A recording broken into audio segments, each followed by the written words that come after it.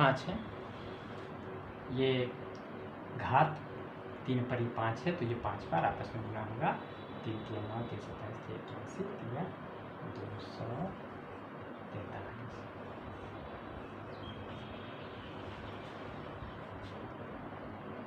तो हम इसे ऐसे लिख सकते हैं,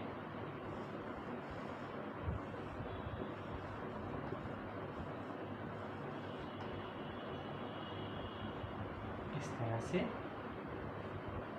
तो ये हो जाएगा 3।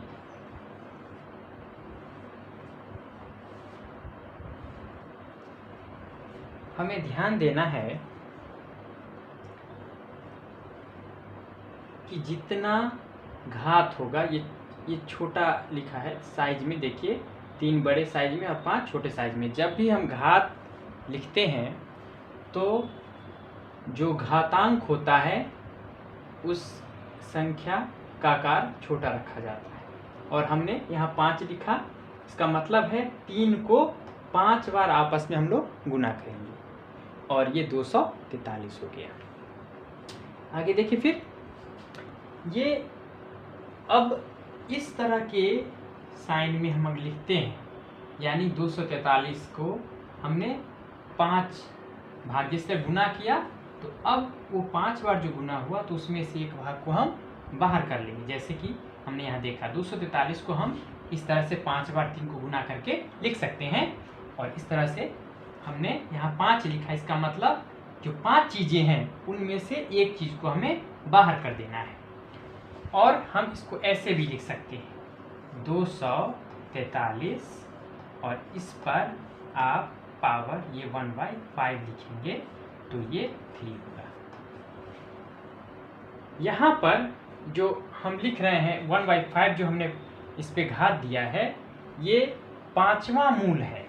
5वां मूल 243 का 5वां मूल कोई कहे तो हम कहेंगे वो 3 है। इसे आप नोट कर लेंगे और इसको समझने का प्रयास करेंगे। ये दोनों चीज़ें सेम हैं। आपको पहले ही मैंने बता दिया है कि इस तरह का जो निशान है, ये जो आपने ऐसा देखा निशान यहाँ पर, इस निशान को रेडिकल साइन बोलते हैं,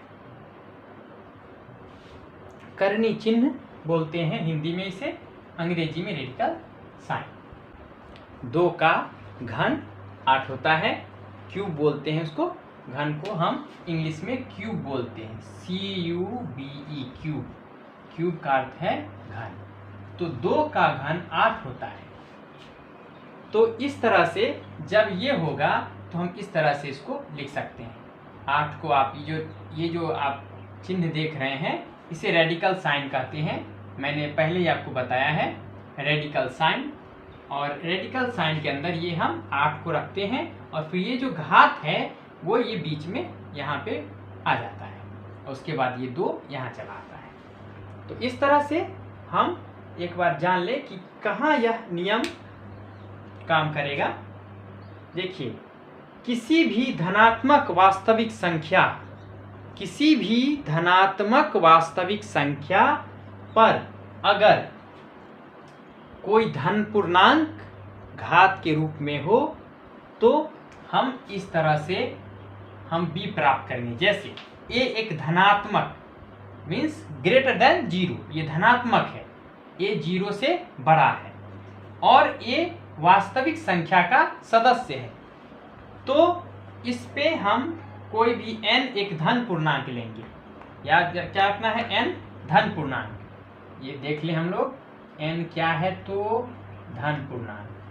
n belongs to i plus कह सकते हैं, n भी कह सकते हैं, ये कैपिटल N हम कह सकते हैं ऐसे, ये कैपिटल N हम ले सकते हैं। कोई भी ये प्राकृत संख्या, आप जानते हैं कि धन पूर्णांक और प्राकृत संख्या में कोई अंतर नहीं है।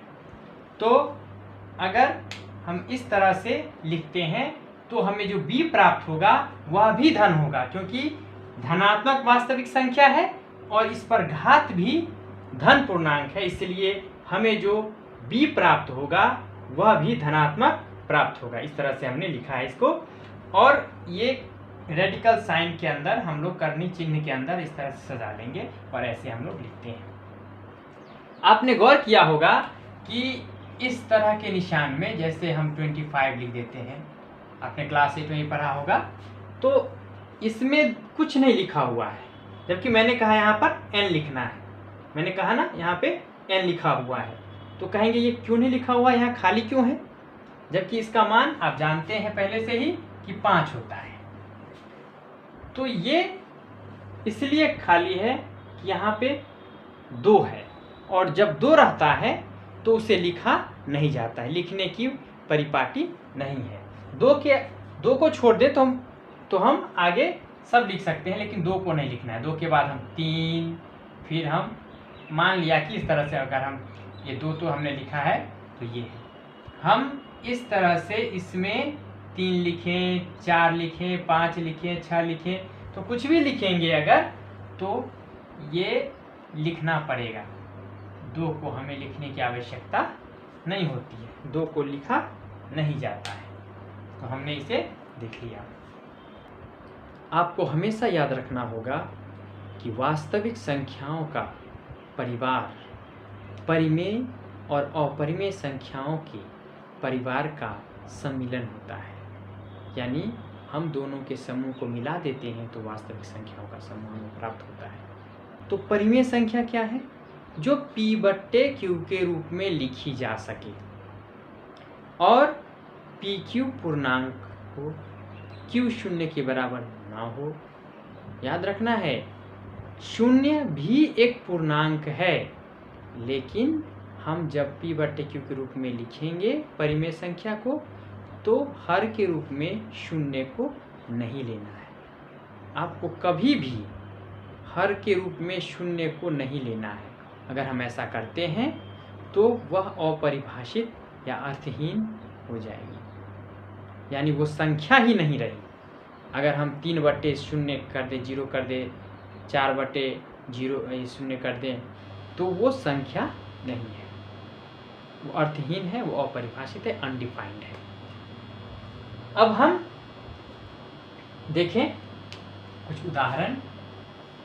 मैंने कहा कि धनात्मक वास्तविक संख्या होनी चाहिए एक को, तो हम यहाँ पर 3.023 हमारी मर्जी, क्योंकि ये वास्तविक संख्या है, नो डाउट।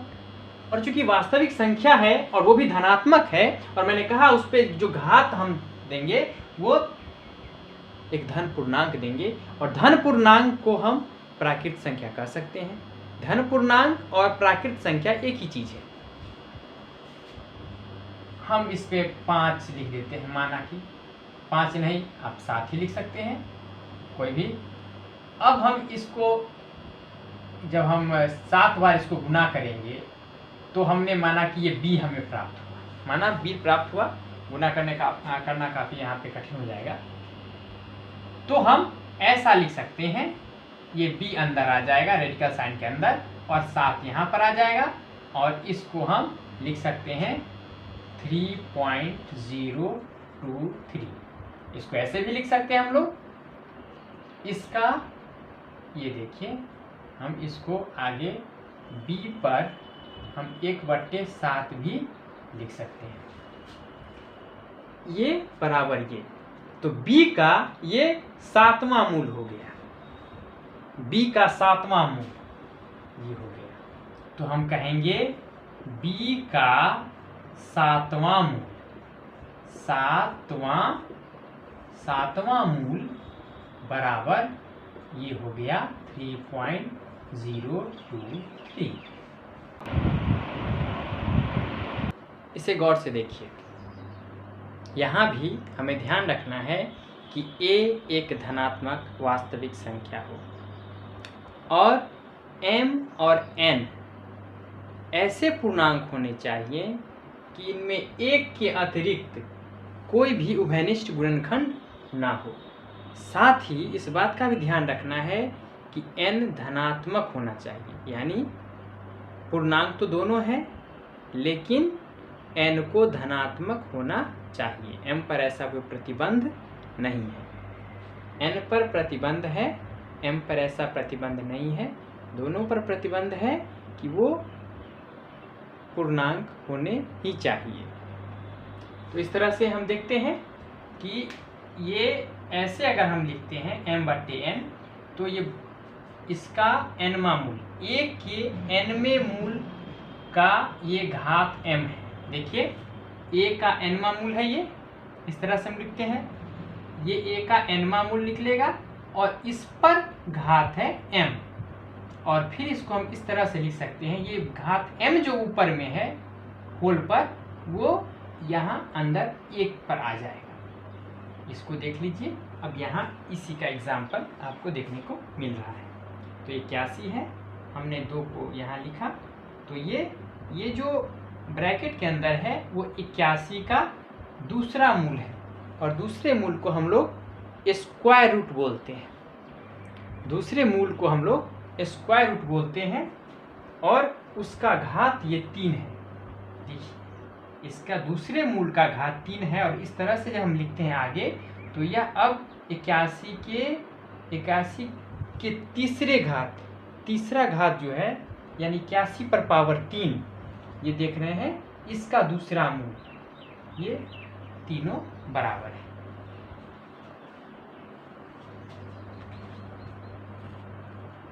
यहाँ भी a एक वास्तविक संख्या होना चाहिए। दूसरा है p और q ये परिमेय संख्या हो, तो इस तरह से हमें 4 परिणाम मिलते हैं, ये घातांक के हैं। देखिए गुणा में ये जो घात हैं इन्हें हम जोड़ देंगे। In multiplication powers are added if the bases are the same. हम a को बेस कहते हैं और पावर p और q को पावर कहते हैं। ये p और q जो ऊपर होता है उसे पावर कहते हैं। तो जब हम गुना करेंगे, ये जो बीच में देख रहे हैं ये बिंदु जैसा है, जब बीच में रहता है तो ये मल्टीप्लिकेशन का साइन होता है, यानी ये मल्टीप्लाई हमको करना है। और नीचे जब होता है, ये बिंदु नीचे की तरफ हो, तो दशमलव, जैसे हम अगर लिखें, या थोड़ा देख लीजिए जानकारी के लिए, बहुत आवश्यक है, मैथमेटिक्स आप पढ़ रहे हैं, तो ये यहाँ बीच में अगर हम लिखें तो ये 2.3 नहीं है, ये हुआ 2 गुने 3, इसका मतलब ये हुआ। अब 2.3 कैसे लिखते हैं सोचना होगा। तो 2.3 जब हम लिखेंगे तो यहाँ पर दशमलव ये नीचे की तरफ रहता है। आप गौर करेंगे, जब ये नीचे की तरफ रहे तो ये दशमलव है, इसे हम 2.3 कहेंगे, 2.3। और ये जब ऊपर चला जाता है तो ये मल्टीप्लिकेशन दिखाता है कि 2 × 3, इस तरह से है। तो यहाँ पर इन मल्टीप्लिकेशन, ये मल्टीप्लिकेशन का है। आप इस तरह से अगर चाहें तो आप इस तरह से ये ऐसे भी लिख सकते हैं, कोई परेशानी नहीं होगी, आप ऐसे भी लिख सकते हैं। तो ये हम ऐसे लिखते हैं, in multiplication powers are added, p and q are added, that is p + q, और बेस यहाँ सेम है। बेस सेम होने पर पावर्स को ऐड कर दिया जाता है। याद रखना है, ये बेस सेम हो तब इनको हम ऐड करेंगे, जब हम मल्टीप्लाई दोनों करेंगे तो। उसके बाद आप उदाहरण देख सकते हैं, हमने एक धनात्मक वास्तविक संख्या लिया है। अब देखिए ये 3.2 एक पॉजिटिव रियल नंबर है, यानी धनात्मक वास्तविक संख्या है। इसके हमने घात लिया है ये 1/2, और इसको हमने मल्टीप्लाई किया है 3.2 पर, ये पावर है 5/3, यानी दोनों सेम, बेस आर सेम, और हम मल्टीप्लाई कर रहे हैं दोनों को। जब मल्टीप्लाई करेंगे तो सिंगल पे दोनों पावर ऐड हो जाएगा। दूसरा है, ये देखिए, ये a पर पावर p है, बेस a है, पावर p है, और फिर होल यानी संपूर्ण, होल मीन्स संपूर्ण, यहाँ संपूर्ण पर पावर q है, तो हम इन दोनों को मल्टीप्लाई करके लिखेंगे, यानी a पर पावर pq हम लिखेंगे। अब तीसरा देखिए, a पर पावर p और बट्टा a पर, ये बट्टे a पर पावर q है, तो इस तरह से a पर पावर p - q, क्योंकि ये डिवीज़न का मामला हो गया, ये भाग का हो गया, यानी बट्टा हो गया। तो हम जब बट्टा करते हैं, भाग करते हैं, डिवीज़न करते हैं, तो a पर पावर p और a पर पावर q इस तरह से, तो हम ये मल्टीप्लाई, जब ये होगा डिवीज़न होगा तो ये माइनस हो जाएगा। याद रखिए, मल्टीप्लाई करेंगे तो प्लस हो जाएगा, और डिवाइड करेंगे तो माइनस हो जाएगा। दोनों ही स्थितियों में a यानी बेस सेम होना चाहिए, और इसके एग्जाम्पल हम आपको दिखाएंगे। चौथा आप देख लीजिए, चौथा क्या है परिणाम। चौथा परिणाम ये है a पर पावर p और b पर पावर p, दोनों पर पावर p है और ये पावर सेम है। याद रखिए यहाँ पे पावर सेम रहे, बेस डिफरेंट है, पावर सेम है, तो दोनों बेस को मल्टीप्लाई करेंगे और सेम पावर को होल के ऊपर यहाँ दे देंगे। अब इसके एग्जाम्पल देख लेते हैं, इसके क्या एग्जाम्पल्स हैं। इसको हम हटा दें और ये डिवाइड करने वाला एक हम देख लेते हैं। जब डिवाइड करते हैं तो हमें क्या मिलता है। अब अपने मन से हम कुछ ले सकते हैं, हमारी इच्छा है कि पाई ले लेते हैं। तो पाई एक, चूंकि पाई एक रियल नंबर है, एक वास्तविक संख्या है और ये हम धनात्मक लेंगे। ये देखिए पाई एक धनात्मक, ये देखिए पाई धनात्मक वास्तविक संख्या है, हम पाई ही ले लेते हैं। इस पर पावर हम p ले लेते हैं, एक परिमेय संख्या, p एक परिमेय संख्या ले सकते हैं और q भी इस तरह से। तो ये हम लेते परिमेय संख्या में 3.2 ले लेते हैं, पावर हमने ले लिया। और यहाँ भी हम क्या लेंगे 3 और ये 3 हम कोई दूसरा ले लेते हैं या 5 ऐसा करें 5.2 ले लेते हैं। तो इस पे हम जब पावर लिखेंगे तो ये देखिए सूत्र के हिसाब से p माइनस क्यू, यानी 3.2 माइनस 5.2 हो जाएगा। और इसको हम फिर क्या लिख सकते हैं, 3.2 में से 5.2 को हम सब्ट्रैक्ट करते हैं तो हम क्या पाते हैं, -2 पाते हैं। ये हो गया -2। अब हम एक परिणाम होता है कि जब इस तरह से लिखते हैं तो ये 1/पाई और ये माइनस है तो नीचे जाके क्या हो जाएगा प्लस। ये भी आप देख लीजिए। ये तीसरा उदाहरण हो गया। तीसरा जो था, अब चौथा का उदाहरण देखते हैं हम लोग। चौथा का क्या उदाहरण होना चाहिए, हम इस उदाहरण को यहीं पर लिख लेते हैं। ये देखिए ए बी कोई भी, यहाँ पे b भी एक वास्तविक संख्या है तो हम ले लेते हैं 5 और ये इस पे ले लेते हैं पावर 5.1 ले लेते हैं। और b पर इस पे पावर एक परिमेय संख्या 1.2 ले लेते हैं और उस पे एक परिमेय संख्या फिर b दूसरा चेंज करना पड़ेगा 3.5 ले लेते हैं। और इस पे भी ये 1.2 है, सेम लेना है। तो ऐसा अगर हो तो हम क्या करेंगे, 5.1 मल्टीप्लाई बाय 3.5 एंड ये पावर हो जाएगा 1.2।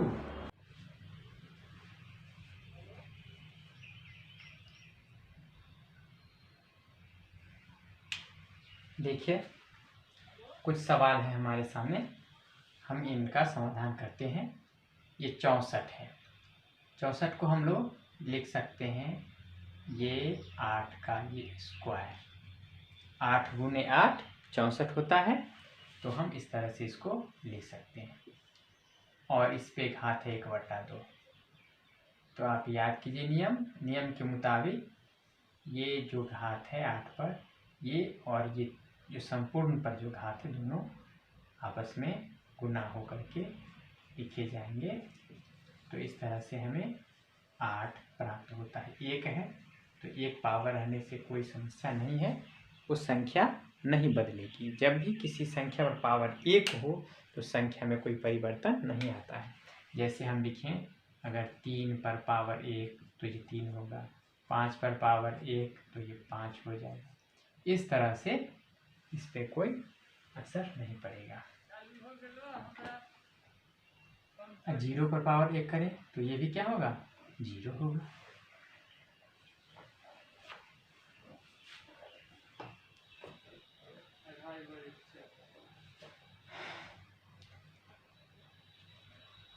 जीरो छोड़ करके किसी भी वास्तविक संख्या पर अगर आप पावर 0 देते हैं, जैसे देखिए जीरो ए पर पावर 0 इक्वल टू ये होता है 1। शर्त है कि 1 को 0 के बराबर नहीं होना चाहिए और ये एक वास्तविक संख्या है। ये ध्यान रखने वाली बात है कि जब ए पर पावर 0 ये 1 होगा, ये 0 के बराबर नहीं हो और ये कोई वास्तविक संख्या हो, तो ये परिणाम हम प्राप्त करते हैं। याद रखेंगे कि 0 पर पावर अगर 0 दे दिया जाए तो ये अर्थहीन है, अपरिभाषित है। ये अपरिभाषित है या फिर हम इसे अर्थहीन हम कह सकते हैं। तो ये चीज़ है। आगे हम देखें तो 32 पर पावर 1/5 है। 32 को हम ऐसे लिख सकते हैं 2 गुने 2 गुने 2 गुने 2 गुने 2 और ऐसे हम लिखें ये 1/5। तो इस तरह से मैंने कहा था कि ये 5वां मूल है, 32 का ये 5वां मूल है। तो ये 5 है, 5 में से हम इसको ऐसे लिख सकते हैं 2 पर पावर 5 और इसके ऊपर हम पावर ऐसे रखेंगे, फिर वही बात होगी 2 पर पावर 5 गुने 1/5 कट के ये 1 हो जाएगा और इस तरह से हम पाते हैं कि ये 2 है। अगला सवाल है ये 3 पर पावर 2 लिख सकते हैं और ये 3/2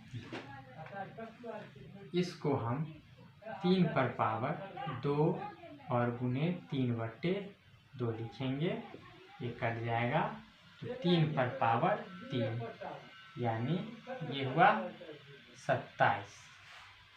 3 को 3 बार गुना करेंगे तो ये हमें 27 मिल जाएगा। हम यहाँ फिर देखें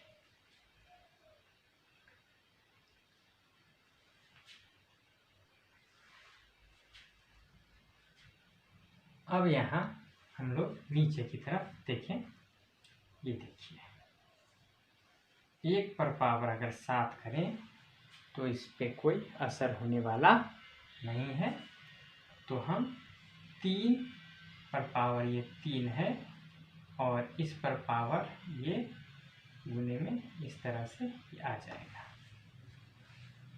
इस तरह से ये देखिए। और फिर हम ये लिख सकते हैं 1 पर 1/3 पर पावर 7 या 21। तो हमने ये 3 एग्जाम्पल इधर देखा, एक तीसरा चौथा एग्जाम्पल यहाँ आप देख लीजिए। ये सवाल है, देख लीजिए कि ये आधार सेम है, बेस सेम है और पावर यानी घात डिफरेंट है और ये चूँकि डिवाइड करने की प्रक्रिया चल रही है तो हम ये माइनस करेंगे 1/2 माइनस 1/4। इस तरह से हम पाते हैं, हम घटा करके ये 1/4 आ गया।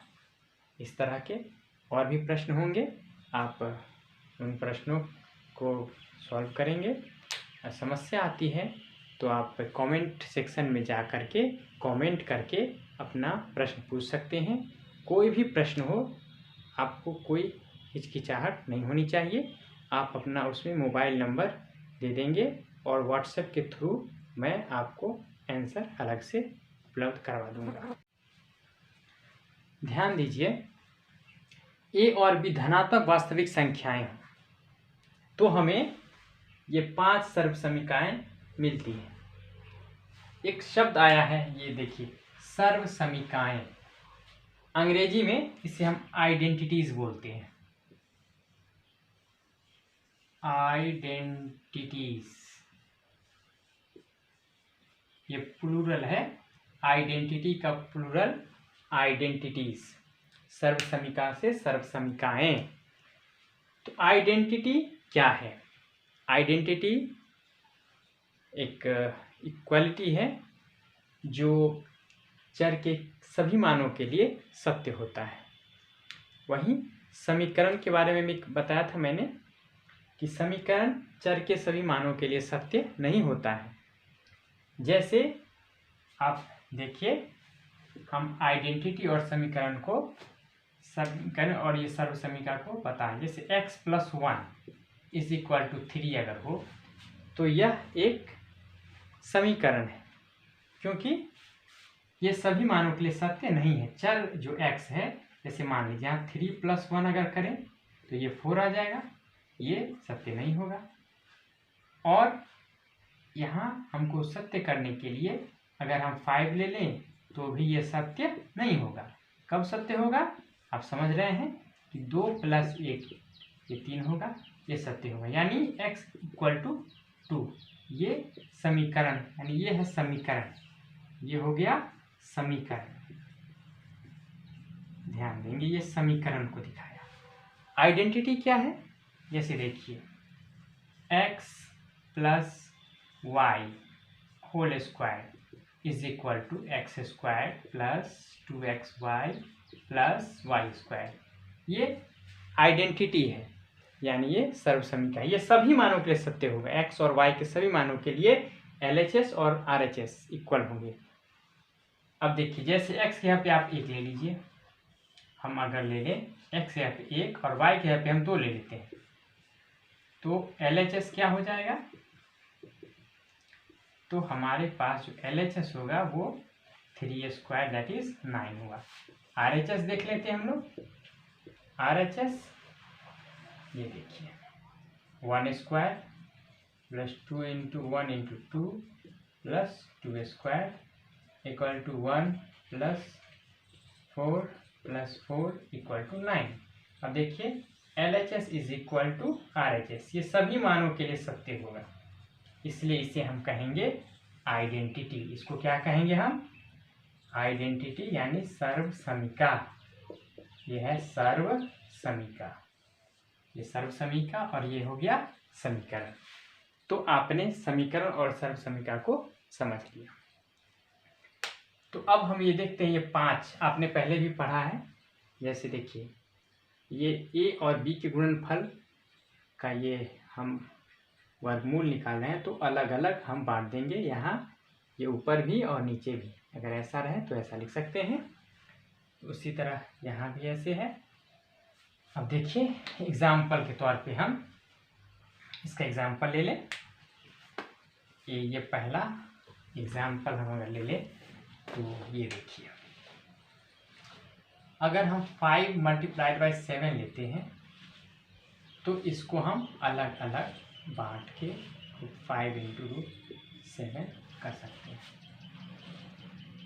उसके बाद हम अगर ले लें 3/8, इस तरह से ये भी धनात्मक वास्तविक संख्या हम लिख सकते हैं। ये √3 और ये √8। उसके बाद यहाँ देखिए, आपको याद होगा a + b × a - b, आपने सर्व समीकरण क्लास 8 में पढ़ा होगा। तो यहाँ देखिए a + b a - b, तो a² - b²। आप जानते हैं हम इसको ऐसे लिख सकते हैं, a² मीन्स √a² और माइनस ये √b²। अब हम इसको जब घटाते हैं तो 2 बार गुना होने से ये देखिए कैसे, ये है a⁴1/2 और इसको हम अभी सीखा है, और ये b⁴ है 1/2 और ये कट गया। देखिए कैसे, ये दूसरा मूल है। मैंने बताया था कि कुछ नहीं लिखा रहे रेडिकल साइन में, तो ये दूसरा मूल है। ये 2 छुपा रहता है, तो ये a⁴ 1/2 × 2 हम करेंगे। तो इस तरह से हम इसको लिखेंगे, a 1/2 × 2 कट जाएगा, और b⁴ 1/2 × 2 ये कट जाएगा, तो ये हो जाएगा a - b।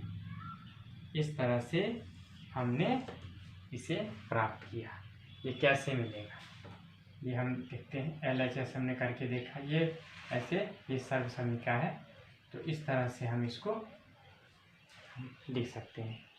ये ऐसे हमने इसको बता दिया, तो ये ऐसे आया। यहाँ देखिए, यहाँ वही बात है, a + b a - b। इस तरह से अगर हम लिखें ये देखिए ये A square minus root under B A square, तो ये हो जाएगा ए स्क्वायर और ये बी पर पावर 1/2 गुने 2, ये कट गया तो ए स्क्वायर माइनस बी हो गया। तो इस तरह से हमने इसको प्राप्त किया। एग्जाम्पल हम ले सकते हैं, आप इसका एग्जाम्पल लें पहले। तो इसका एग्जाम्पल आप √5 है और प्लस √7, इसको हम मल्टीप्लाई करेंगे। ये √5 माइनस √7 इज इक्वल टू ये 5 माइनस 7 इज इक्वल टू -2। ये हो गया, ये इसका एग्जाम्पल हो गया थर्ड का। इसका एग्जाम्पल आप देख सकते हैं, इसका एग्जाम्पल हो जाएगा जैसे आप ये देखिए 3 माइनस √5 और 3 माइनस √5 और ये हम करेंगे 3 प्लस √5, तो हो जाएगा 3 square minus 5 is equal to 9 minus 5 is equal to 4। तो हमने इन चारों का देख लिया एग्जाम्पल। हम पाँचवें का देखते हैं। ये पाँचवा है, ये मान लीजिए √2 है और प्लस √3 है, होल स्क्वायर करेंगे हम। तो √2 सिंपल हम फॉर्मूले पे ही डाल दें, जैसे जो समीकरण किस तरह से है। तो ये हम लिखेंगे 2 प्लस 2 और 3 दूना 6, तो 2 यहाँ लिख दें और ये √6 और फिर क्या करेंगे हम 3 लिखेंगे। तो 3 और 2 मिलकर हो जाएगा 5 प्लस 2 √6। इस तरह से हमने ये सर्व समीकरण देख लिया।